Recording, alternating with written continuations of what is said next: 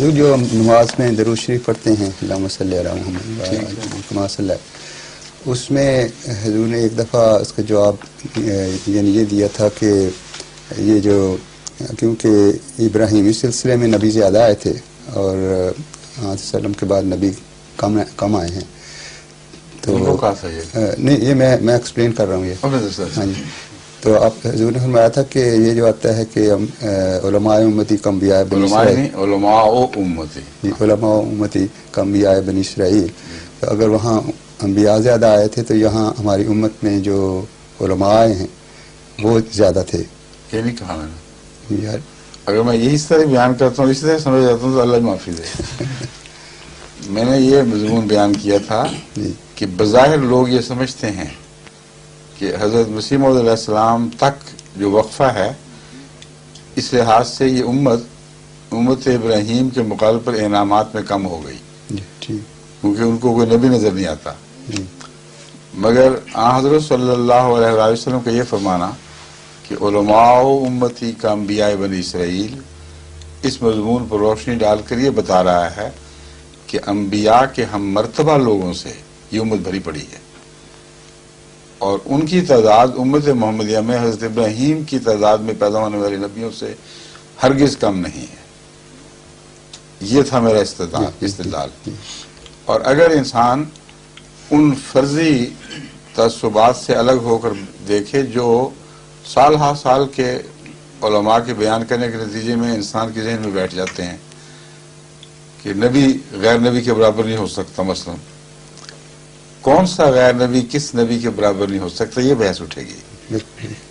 اگر یہ اٹھے تو پھر کا لفظ بہت عظیم روشنی ڈالنے والا لفظ ہے. کا لفظ برابر نہیں کہتا، ہم مثل ہے، جو اپنے ہم مثل سے بڑھ بھی سکتا ہے. یہ ہے بنیادی مضمون جو دیکھنے والا ہے. اسی لیے میں نے اس کے ساتھ ہی ایک اور آیت پڑھ کے سنائی تھی کہ حضرت صلی اللہ علیہ وآلہ وسلم کو حضرت موسیٰ سے تشبیہ دیتے ہوئے فرمایا کما ارسلنا الی فرعون رسولا. اب کما ہے لفظ، کیا اس کے نتیجے میں موسیٰ کو رسول اللہ صلی اللہ علیہ وسلم پر فضیلت حاصل ہوگی؟ کیا اس کے نتیجے میں ہم مرتبہ ہونا ظاہر ہوگا؟ کیونکہ لفظ کما نے بالکل اسی طرح مماثلت دکھائی ہے. صرف ہرگز ہم پلہ ہونا، ہرگز کم مرتبہ ہونا اس سے ظاہر نہیں ہوتا. بس مماثلت کا ایک عمومی طریق ہے، اس میں آگے بھی بڑھ سکتا ہے، کم بھی ہو سکتا ہے، دونوں باتیں ہیں. پر حضرت صلی اللہ علیہ وسلم کے تعلق میں جو دوسری آیات ہیں وہ صاف روشنی ڈال رہی ہیں کہ آپ کم نہیں ہیں، یقیناً زیادہ ہیں. لیکن لفظ کما بظاہر یہ دکھا رہا ہے کہ گویا ایک جیسے مراد غلط ہے، مماثلت ہے. بس بنی اسرائیل کے انبیاء سے امت محمدیہ کے علماء کو ایک مماثلت ہے جو ان کو ہم پلہ بھی بنا سکتی ہے، مماثلت ان سے مرتبے میں بڑھا بھی سکتی ہے. میرا مسلک یہ ہے کہ یہ جو بیچ کے انبیاء تھے نا، جن کو میں حضرت صلی اللہ علیہ وسلم ایک قسم کے انبیاء بیان فرما رہے ہیں، ان میں جو غوث تھے، ان میں جو قطب تھے، ان میں خود صحابہ عظیم الشان شامل تھے. اگر آپ انصاف کی نظر سے بنی اسرائیل کے نبیوں سے ایک ایک سے مقابلہ کر کے دیکھ لیں، کیا آپ کا دل فیصلہ دے گا؟ یہ ان سے کمتر دکھائی دیں گے؟ سوال ہی نہیں پیدا ہوتا.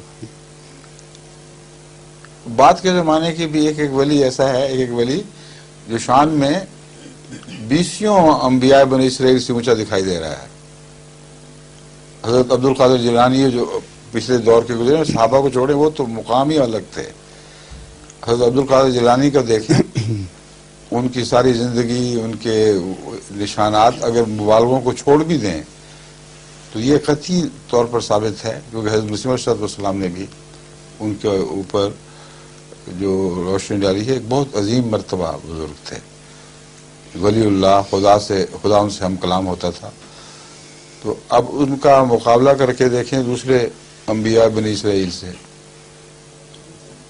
کیا دل گواہی دے گا آپ کا؟ मौलवी के फतवे के हमारे बेशक है, ना बताएं कि मौलवी फतवा दे गए हैं, तुम कौन होते हो। मगर उम्मत मोहम्मदिया का मर्तबा दूसरी उम्मतों से ऊंचा है। ये बयान करके मैंने वजह ये बयान की थी कि देखें नबी का लक़ब क्यों ना दिया गया, ये मजमून हज़रत मसीह मौऊद अलैहिस्सलाम ने खोल दिया। आपने फरमाया मगर नबी का लक़ब पाने के लिए मुझे एक ही को इंतखाब फरमाया गया। क्या वजह थी? वजह बड़ी वाज़ेह है। पुराने अंबिया में नबूवत की तारीफ निस्बतन छोटी थी और महदूद थी, उनके अमल के लिहाज से, उनके दायरा कार के लिहाज से। ये तारीफ सिर्फ हज़रत अक़दस मोहम्मद रसूलुल्लाह सल्लल्लाहु अलैहि वसल्लम के ज़माने में आलमगीर हुई है, इससे पहले कभी ना हुई। गोया नबूवत का दायरा कार इतना वसी कर दिया गया कि कुल आलम पर मुहित हो गया। इससे पहले बनी इसराइल या दीगर अंबिया का दायरा कार छोटी छोटी कौमों पर, छोटे छोटे इलाकों में, चंद मुल्कों तक ज़्यादा से ज़्यादा फैला हुआ था, इससे आगे नहीं था। तो मोहम्मद रसूलुल्लाह की उम्मत का नबी, वो नबी कैसे कहला सकता है जिसका दायरा कार अंबिया बनी इसराइल जितना छोटा छोटा दायरा कार हो और आलमी वसअत इख्तियार न कर जाए। पहली मरतबा तारीख में हज़रत मसीह मौऊद अलैहिस्सलाम जैसा एक मुजद्दिद पैदा हुआ है जिसने कुल आलम को मुखातब किया है और कुल आलम के लिए अपने आप को हज़रत सल्लल्लाहु अलैहि वसल्लम की गुलामी में बशीर और नज़ीर करार दिया है। कोई और है तो दिखाएं। 13 मुजद्दिद गुजरे या 14 गुजरे, जितने भी थे ज्यादा हैं इसलिए कि हर एक ने किसी ने किसी को, किसी ने किसी और को मुजद्दिद करार दिया। सबको शुमार कर लें, कोई एक निकाल के दिखाएं जिसने इस तरह आलमी खिताब किया हो और दुनिया की हर कौम को ललकारा हो। ये मजमून था जो मैं बयान करने की कोशिश कर रहा था। अगर मैं पूरी तरह आवाज़ें नहीं कर सका तो मेरी गलती है, मगर आपने अच्छा किया पूछ लिया। अब समझे? इसकी तो बात समझ आ गई है। तो एक छोटी सी यहाँ सवाल मेरे ज़हन में, छोटी सी सवाल नहीं, छोटा सा सवाल होगा मेरे ज़हन में पैदा होता है। एक कश्मीरी है ना हाँ फरमाएं। कि कुरान करीम की रूह से सबसे बड़ा रूहानी जो दर्जा है वो नबी का है। अच्छा, तो इस लिहाज से फिर इसको कैसे एक्सप्लेन करेंगे? मैं वही जो एक्सप्लेन करने की कोशिश कर रहा हूँ। आप ये क्या हरकत कर रहे हैं? तो वही है कि सारी रात जुलेखा सुनाई तो सुबह पूछा कि जुलेखा औरत थी कि मर्द था। यही तो मैं बता रहा हूँ आपको, उम्मत मोहम्मदिया में नबूवत की तारीफें बहुत वसी हो गई हैं और उसके दायरे में गैर नबी का मर्तबा भी पुराने ज़माने की नबूवत की तारीफ से बढ़ गया है, जबकि नबूवत की पुरानी तारीफ इस पर सादिक आ जाएगी। मगर जब आलमी नबी ज़ाहिर हो गया तो पुरानी तारीफ कैसे काम देगी? ये जो मजमून है ये आपका कसूर नहीं है, हजरत मूसा को भी समझ नहीं आया था क्योंकि हदीस में आता है और मौलाना अशरफ अली थानवी ने भी गालिबन ये कोट की हुई है ना, वो जो है कि मेरी उम्मत का नबी बना। हाँ ये जलालुद्दीन सयूती है उनकी किताब उनकी किताब में। खैर हवाला मुझे इससे याद नहीं, इनको भी शायद याद ना हो, मगर कहते हैं कि अल्लामा जलालुद्दीन सयूती ने इसको कोट किया है। बाद के किसी आलिम ने भी लिखा है अपनी तफसीर में, जो हमारे मुखालिफिन उलमा है ना, इन लोगों में से भी किसी ने लिखा है। वो ये है कि हज़रत सल्लल्लाहु अलैहि वसल्लम का मकाम और मर्तबा जब हज़रत मूसा पर ज़ाहिर किया गया तो हज़रत मूसा ने दुआ की कि ऐ खुदा मुझे उस उम्मत का नबी बना दे। अल्लाह ताला ने फरमाया कि उस उम्मत का नबी उन्हीं में से होगा। समझे? मूसा ने मर्तबा जो समझा वो इतना बड़ा था कि अर्ज किया कि ऐ खुदा मुझे तू उस उम्मत का नबी नहीं उम्मती ही बना दे। कितना बड़ा मर्तबा है। ऊपर खुदा ने उस पर फरमाया कि ये नहीं हो सकता, वो पहले है वो बाद में है। इसने वो तमाम मसाइल हल कर दिए जो ईसा को खींच कर दोबारा लाने वाले मसले हैं, उस पर भी रोशनी डाल दी। जो पहले हैं उनको खुदा दोबारा नहीं लाएगा। अब बताएं कि हज़रत मूसा ने उम्मत का क्या मर्तबा समझा कि मुझे उम्मती बना दे। خدا نے یہ جواب نہیں دیا کہ تیرا مرتبہ اونچا ہے، یہ میں بیان کرنا چاہتا ہوں اب۔ جی تو نبی کہاں اس نبی کا امتی، تجھے کیا ہو گیا ہے، کیوں اتنا عالیشان مقام چھوڑ کر نیچے اتر رہا ہے؟ ہرگز نہیں فرمایا، یہ فرمایا کہ تو پہلے ہے اور وہ بعد میں ہے، یہ ہو ہی نہیں سکتا۔ بات گزر گیا۔ اگر بعد میں مطلب تھا، اگر تو بعد میں ہوتا تو اپنی ساری شان کے باوجود اس کا امتی بننے کے اہل ہوتا۔ اب دوسری حدیث سنیں، حضرت صلی اللہ علیہ وآلہ وسلم نے فرمایا لو کان موسیٰ و عیسیٰ حیا لما وسعہما الا اتباعی، اگر موسیٰ اور عیسیٰ زندہ ہوتے تو میرے متبع بننے کے سوا ان کا چارہ نہ ہوتا۔ امتی بنا دیا، اور ابھی آپ کہتے ہیں مرتبہ امتی کا چھوٹا ہوتا ہے، اس کا رسول صلی اللہ علیہ وسلم کی امتی اور بات ہیں۔ تبھی حضرت مسلم اسلام فرماتے ہیں کہ ہم ہوئے خیر امم، تجھ سے ہی ہے خیر رسول، تیرے بڑھنے سے قدم آگے بڑھایا ہم نے۔